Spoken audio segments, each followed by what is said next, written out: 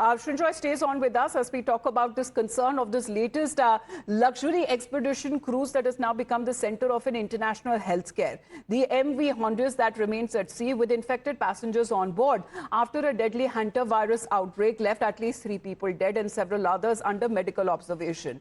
Now, the expedition cruise ship departed Argentina in April, but what began as a routine voyage soon turned into a medical emergency after several passengers developed a severe respiratory illness. Now, at least 3 people have died so far, while multiple other cases are under investigation, and there are concerns that have deepened over more than dozen passengers reportedly disembarking before contact tracing measures were also put in place. So travelers from over 12 countries, what has now been said, are now being monitored as the authorities work to identify possible exposures. And adding to the alarm, there is already a woman in Amsterdam who has now been tested for hantavirus after reportedly coming in contact with an infected passenger during a flight. So if confirmed, then she would be the first known off-ship infection linked to the outbreak. And that is exactly what we are now talking about. What is hantavirus and the concern that are now being raised, because the virus that primarily spreads through infected rodents and contaminated air particles, usually when people come in contact with rodent urine or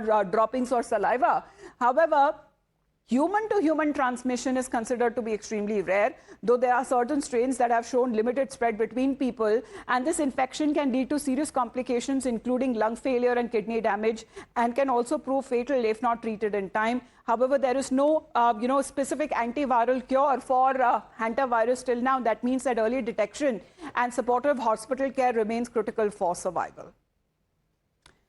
Now, in the meantime, President Trump has also reacted on hantavirus, where he says that, things for now are in very good control because they know that this virus, however, is not easily transmittable, and also saying, unlike COVID, the people and the team are studying very closely, saying that they are, developing as far as what may happen. And concerns and the certain symptoms are also concerned, but President Trump says that hantavirus is not like COVID. Now, we seem to have things under very good control. They know that virus very well. It's been around a long time. Not easily transferable, unlike COVID. But we'll see. We're studying it very closely. We have very good people studying it very closely. Now, we seem to have things under very... Well, Srinjoy, for now, President Trump seems to be downplaying the threat.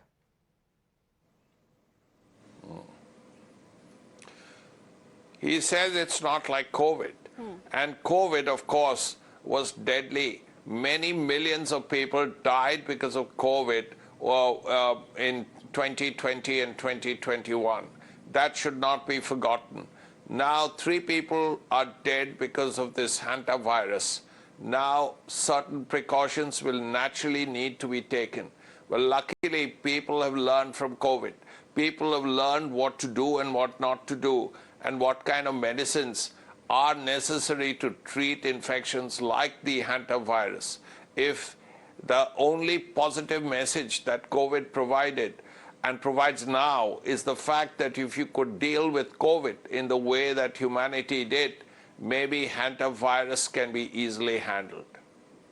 Well, of course, there is no cure for it right now, but there are only certain symptoms that one can actually talk about to be prepared, when it comes to certain cases there. And what has now been said, common symptoms of hantavirus are something that are known for, health experts say that the symptoms can initially resemble like a common viral illness and making early detection difficult. But common warning signs are like, fever, fatigue, headaches. Patients may also experience nausea and vomiting in early stages, and cough and breathing difficulty, or this seems to be one of the early symptoms that are now said to be. Of course, doesn't mean that you panic, but however, these seems to be the warning signs that are now giving on part of the doctors there to stay alert, to stay vigilant. In the meantime, we head into a very short break. You're watching Times Now.